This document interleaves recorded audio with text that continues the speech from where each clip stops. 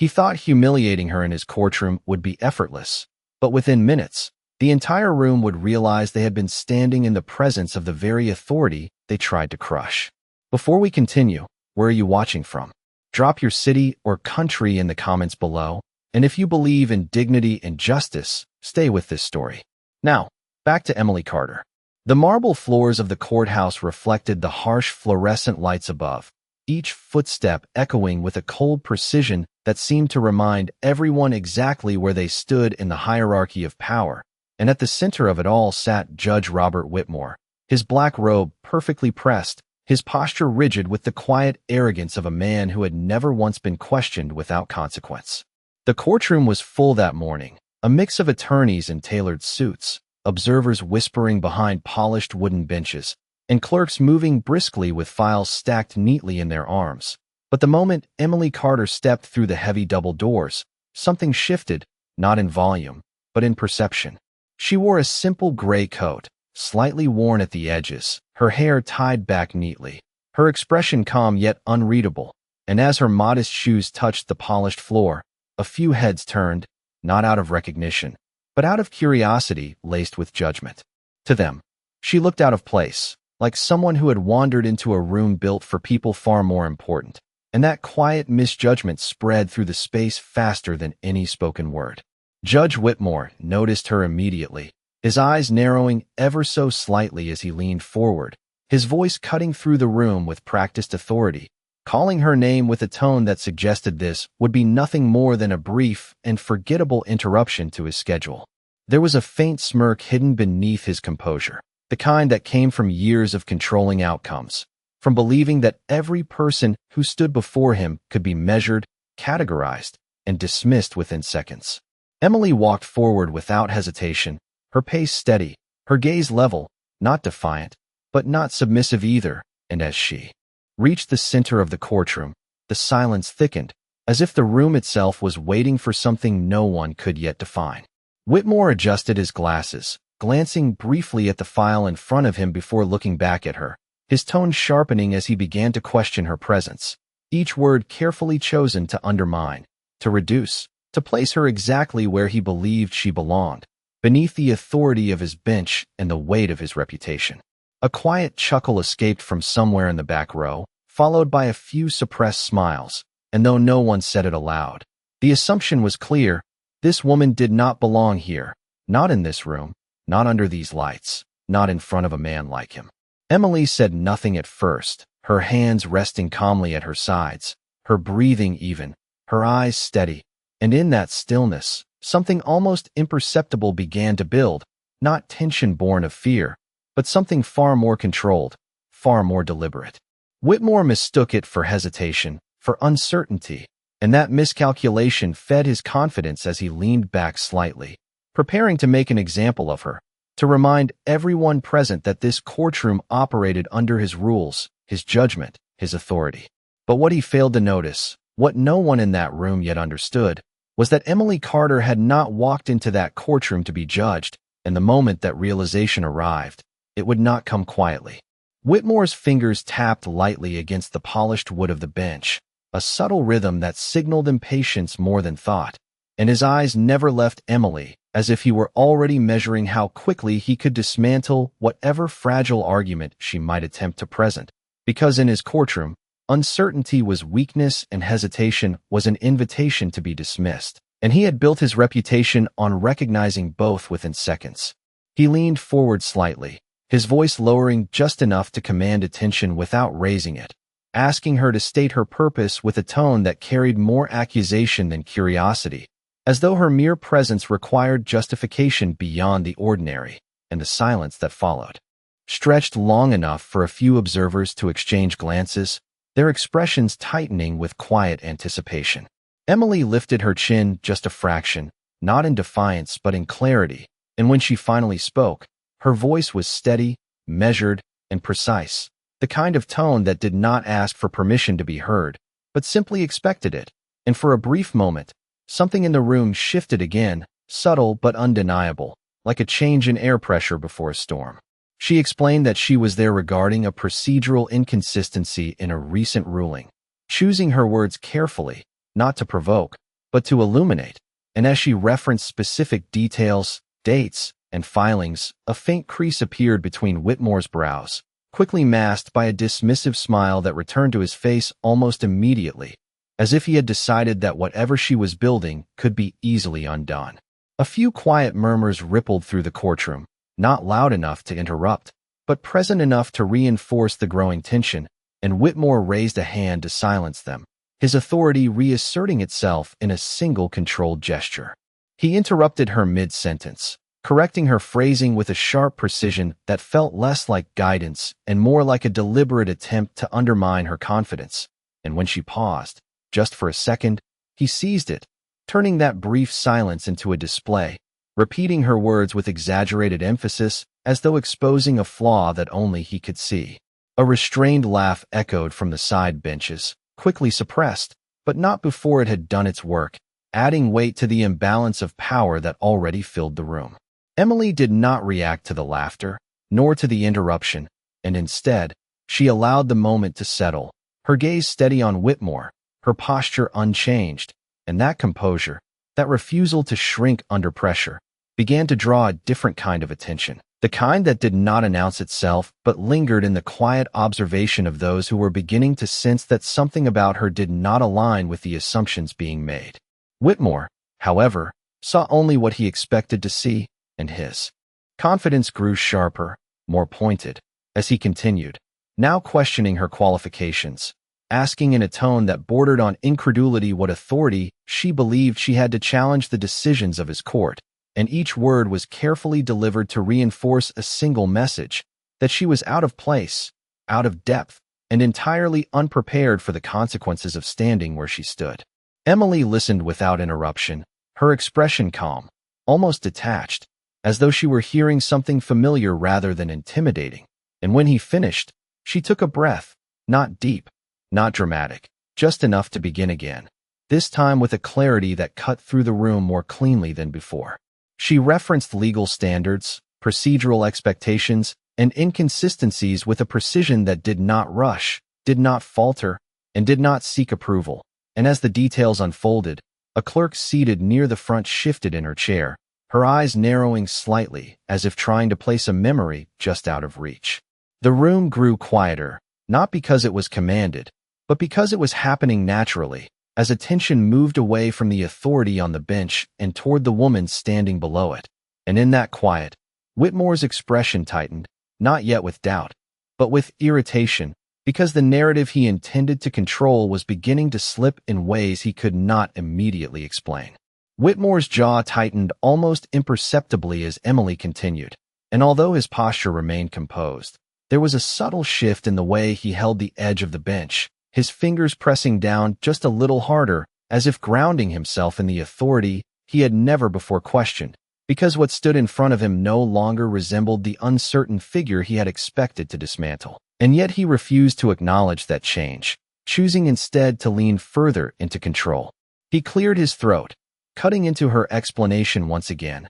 this time more abruptly, asserting that her interpretation of procedural standards was incomplete, his tone sharper, more deliberate, as though increasing pressure would force her to retreat. But Emily did not step back, did not lower her gaze, and did not rush her response. She simply waited for him to finish, and in that pause, something in the room began to settle into a different rhythm, one where his interruptions no longer felt dominant, but defensive. When she spoke again, her voice carried the same calm precision, but now there was a clarity that seemed to anchor every word, as if each statement had already been tested long before it was spoken aloud, and she cited precedent with exact dates, referenced case law with accuracy that left no room for ambiguity, and connected each point with a logic so seamless that even those who had initially dismissed her found themselves leaning forward, drawn into a structure they could not easily dismiss. A man seated near the aisle, a junior attorney who had been quietly reviewing notes moments before, stopped writing entirely, his pen hovering above the page as he listened, his expression shifting from mild curiosity to something closer to recognition. At the clerk's desk, the same woman who had earlier shifted in her seat now straightened fully, her eyes narrowing not in doubt, but in focus, as though she were searching through memory for a name that was beginning to surface with increasing urgency. Whitmore noticed none of this, or perhaps he chose not to, because his next move came with a forced confidence, a slight smile returning as he questioned her credentials directly, asking where she had received her legal training, his tone carrying a quiet challenge that suggested the answer would expose the limits of her authority. It was the kind of question designed not to gather information, but to diminish, to remind everyone present that titles and institutions defined legitimacy, and without them, a voice could be dismissed regardless of its accuracy. Emily paused for just a moment, not out of hesitation, but as if deciding how much to reveal, and that pause stretched long enough for the room to feel it, a thin thread of silence pulling tighter with each passing second. Then she answered, not with defensiveness, but with simplicity, naming institutions, years, and distinctions with a tone so even that it took a second for the weight of her words to register, and when it did, the effect was immediate, subtle but undeniable, like a ripple moving across still water. The junior attorney's pen dropped softly onto his notebook, the sound barely audible, yet somehow amplified in the quiet that followed, and the clerk's eyes widened just slightly, her posture stiffening as recognition finally found its place. Whitmore blinked once, then again, as if recalibrating, but he recovered quickly, dismissing the information with a brief nod and a return to form, because admitting uncertainty, even internally, was not something he allowed himself to do in front of others. Still, the room was no longer aligned with him in the same way. The unspoken agreement that had once placed him firmly at the center of control now fractured in small, almost invisible ways, and Emily, standing exactly where she had been from the beginning, remained unchanged, her composure intact, her presence steady, and her purpose clear, as though she had been prepared for this moment long before anyone else realized it had already begun. Whitmore adjusted the papers in front of him with a precision that now felt forced rather than natural, the crisp alignment of each document no longer a sign of control, but an attempt to reclaim it. And when he looked back at Emily, there was a flicker in his eyes that had not been there before, something subtle yet unmistakable, the first trace of uncertainty pressing against the certainty he had built his career upon. He straightened in his seat, his voice returning with a sharper edge as he shifted tactics, no longer focusing on her argument alone, but attempting to reframe the entire situation, suggesting that even if her observations held merit, they were being presented out of proper procedural context, his words carefully constructed to reposition authority back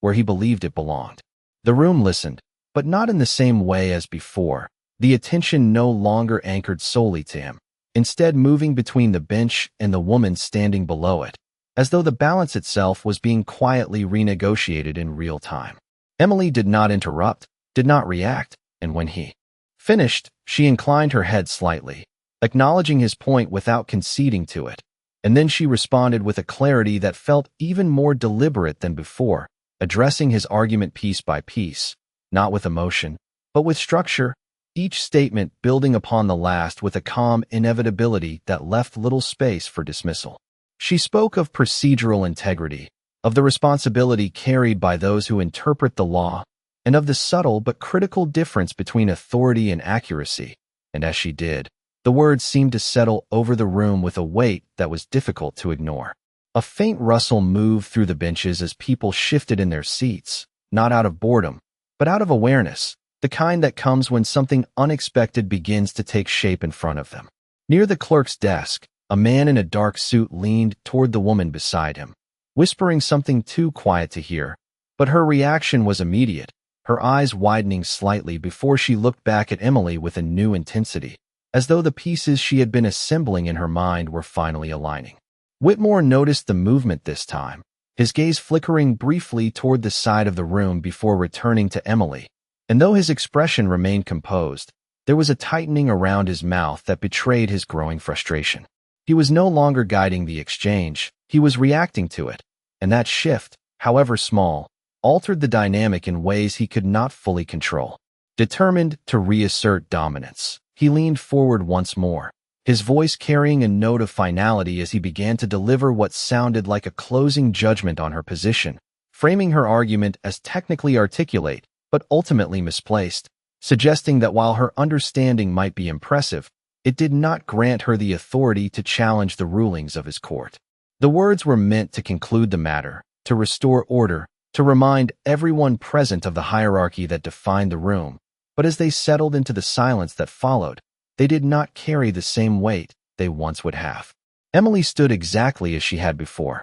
her posture steady, her expression unchanged, and for the first time since she had entered the courtroom, she allowed a brief pause to linger before responding, not rushed, not defensive, but intentional, as though the timing itself was part of something larger unfolding just beneath the surface. The air felt different now, heavier, charged with a quiet anticipation that no one openly acknowledged, yet everyone sensed. And in that stillness, the distant sound of footsteps echoed faintly from beyond the courtroom doors, slow, measured, and approaching, unnoticed by most, but not by all, and certainly not by the one person who had been waiting for that exact moment to arrive. The sound of footsteps grew louder, no longer distant but deliberate, each step measured against the marble floor with a quiet authority that did not need to announce itself, and slowly, heads began to turn, not all at once, but in a subtle ripple that moved from the back of the courtroom toward the front,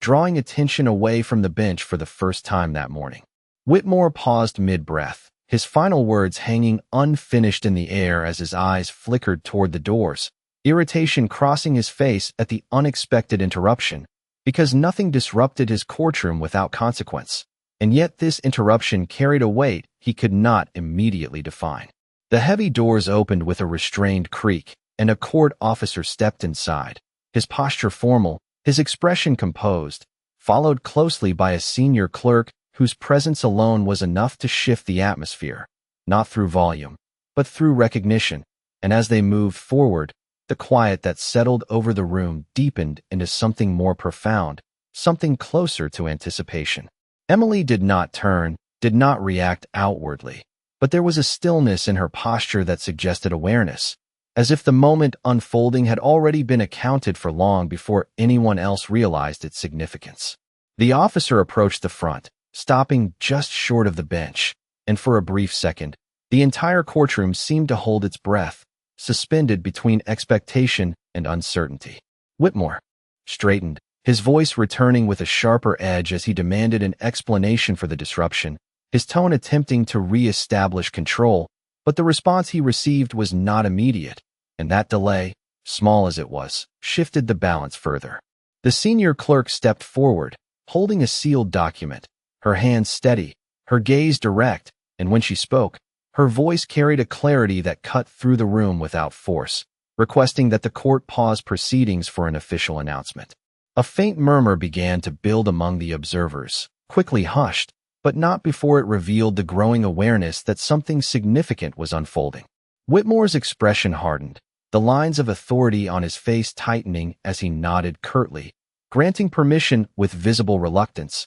because denying the request would have drawn more attention than allowing it, and attention was no longer entirely under his control. The clerk broke the seal with careful precision, the soft sound of paper unfolding echoing in the silence, and as her eyes moved across the document, her posture shifted almost imperceptibly, as though the words carried a weight even she was measuring in real time. Emily remained exactly where she stood, her gaze steady, her expression calm, and for those who were watching closely, there was something in that stillness that no longer resembled uncertainty, but certainty, quiet and unshakable. The clerk lifted her eyes, her voice steady as she began to read, announcing the immediate effect of a judicial appointment authorized by the state, the language formal, unmistakable, and as each word settled into the room, the meaning began to take shape, not all at once, but in a slow, dawning realization that moved across faces one by one.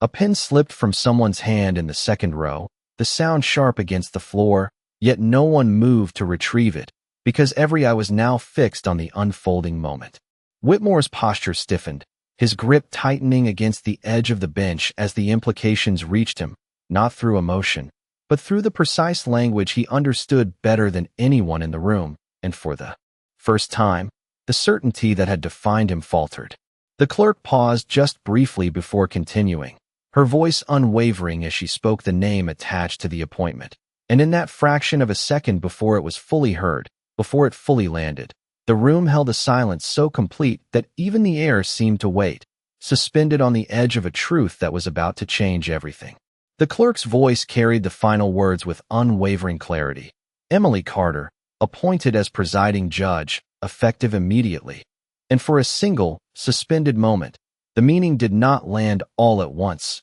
It moved slowly, deliberately, like a wave that began at the front of the room and spread outward, touching every face, every thought, every assumption that had been made just minutes before. The room went silent, not the ordinary silence of procedure, but a complete, undeniable stillness, the kind that follows a realization too large to process instantly. Whitmore did not move at first, his eyes fixed on the clerk as though the words might somehow rearrange themselves into something more acceptable, something that fit the narrative he had been controlling, but they did not. They remained exactly as spoken, precise, formal, irreversible. A faint sound echoed as someone shifted in their seat, but it felt distant, almost irrelevant against the weight of what had just been declared. Emily stood where she had always been, her posture unchanged, her expression calm, and in that stillness, the contrast became undeniable, not because she revealed anything new, but because everything about her had already been there, unnoticed, unrecognized, underestimated. The clerk stepped back slightly, lowering the document, her role complete, and all attention turned, not by instruction, but by instinct, toward Emily. Whitmore's hand tightened against the edge of the bench. The controlled composure he had worn so effortlessly now strained at its edges, his mind racing through the implications with a precision that now worked against him, because every detail he understood about authority confirmed exactly what he did not want to accept. He cleared his throat, attempting to speak. But the words did not come immediately, and that hesitation, brief as it was, carried more weight than any statement he could have made. The authority in the room had shifted, not gradually, but completely, and there was no procedure, no argument, no interruption that could reverse it. Emily finally moved, a single step forward, measured, unhurried, and as she did,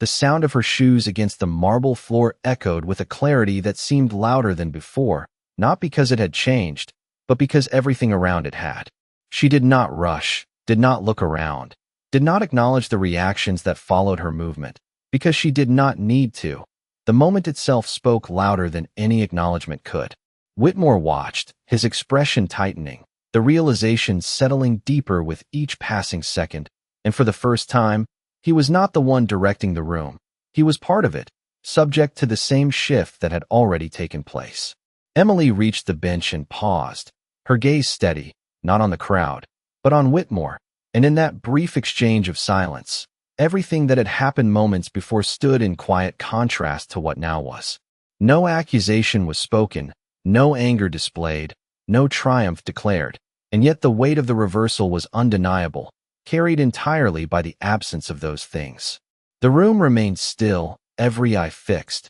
every breath measured, waiting not for spectacle, but for what came next, and in that stillness, the truth settled fully, that the woman who had been questioned, dismissed, and quietly ridiculed had never once been out of place, and the authority that had tried to define her had simply failed to recognize what was already standing in front of it. Whitmore remained seated for a fraction longer than necessary, his body caught between habit and reality, as though the years he had spent commanding that bench resisted the simple act of standing, and when he finally rose, the movement was controlled, deliberate, but stripped of the quiet dominance it once carried, replaced instead by a formality that felt almost rehearsed. The room watched him, not with the same deference as before, but with a heightened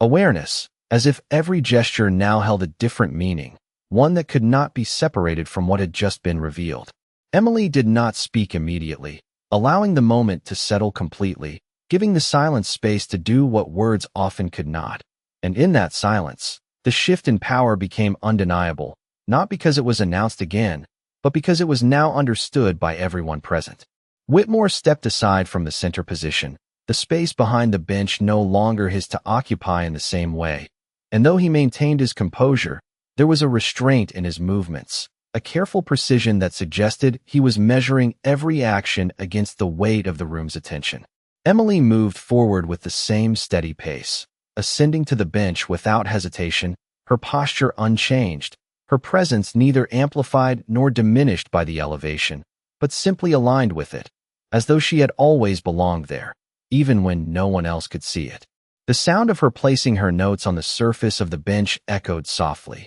a small, ordinary action that carried an extraordinary finality, marking the completion of a transition that had already taken place long before the announcement was spoken. The clerk adjusted her position, now oriented toward Emily with an ease that reflected the new order, and the subtle choreography of the courtroom shifted seamlessly around her, not because it was instructed, but because it was understood. Whitmore remained to the side, his expression composed, but quieter now, the certainty that once defined him replaced by a controlled stillness that revealed more through its restraint than any reaction could. Emily looked out across the courtroom, her gaze steady, not sweeping, not searching, but acknowledging, and in that brief moment, every person present felt seen in a way that carried no judgment, only awareness. She spoke then, her voice calm, measured, and clear, not raised, not softened, but perfectly balanced, and the sound of it filled the room with a quiet authority that did not rely on volume or force.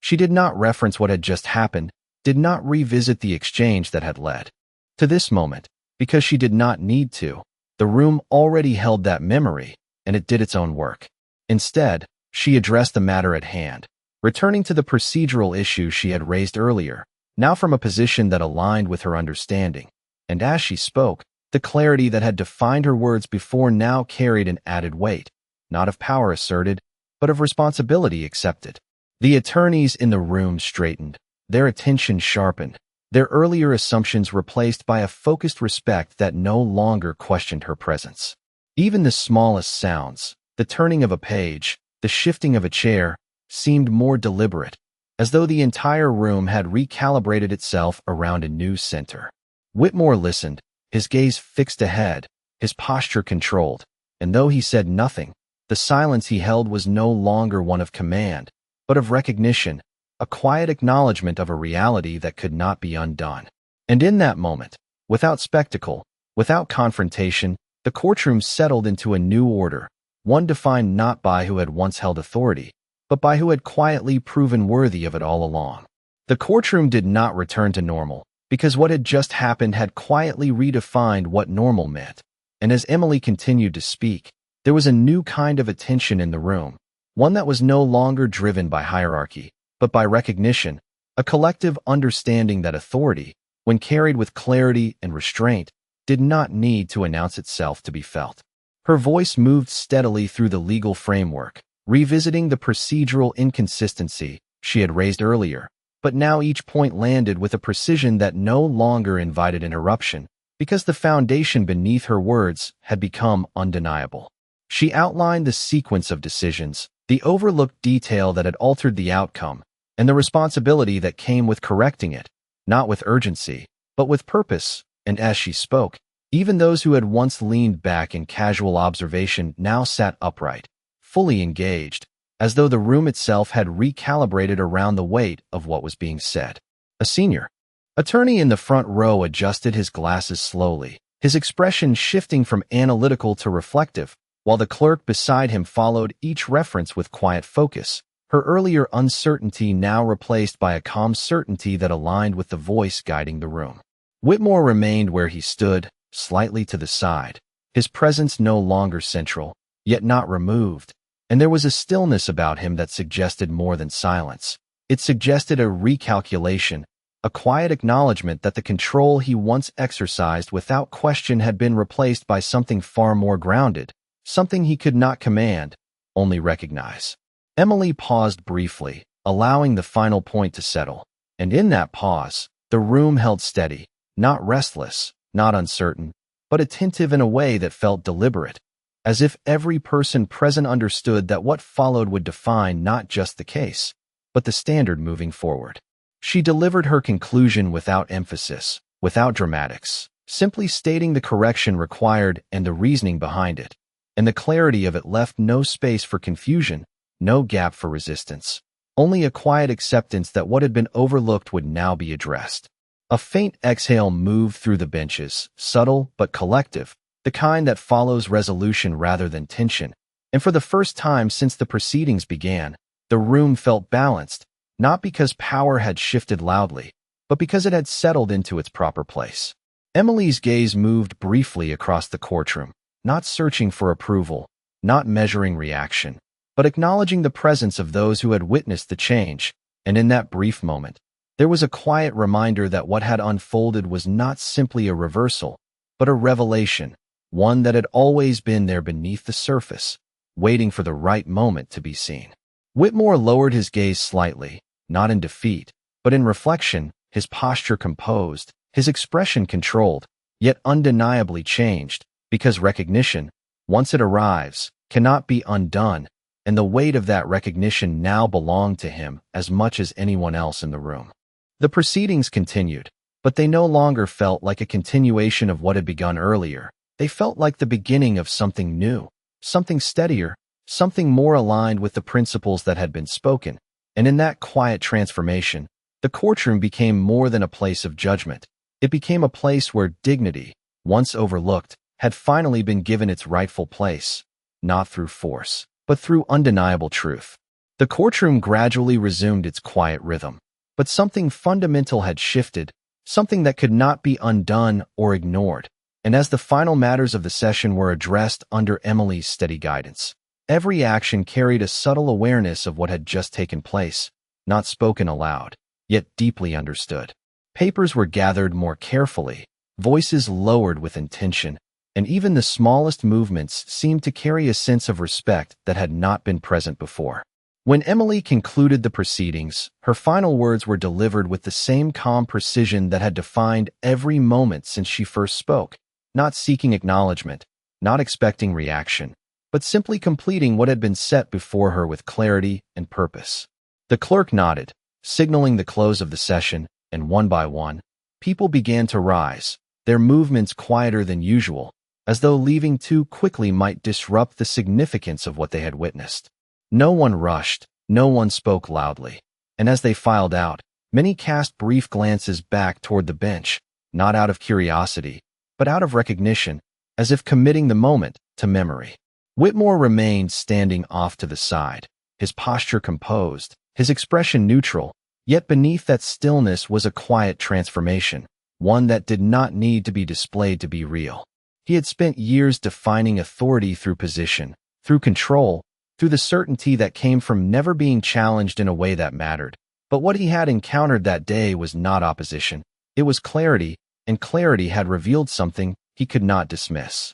As the room continued to empty, the space grew quieter, the echoes of footsteps fading into the distance until only a few remained, and in that near silence, Whitmore allowed himself a single breath that was deeper than the ones before, not heavy, not dramatic, just enough to acknowledge the weight of what had changed. Emily gathered her notes with the same care she had always shown, her movements unhurried, unaffected by the shift in perception around her, because for her, nothing essential had changed. She had simply stepped into alignment with what had always been true. She glanced once toward the now quiet room, her eyes steady, not searching for approval, not measuring impact, but acknowledging the space as it was, a place where judgment carried consequence, and where dignity, when recognized, could reshape everything without force. She then turned, walking away from the bench with the same measured pace she had entered, her presence leaving behind not an impression of power asserted,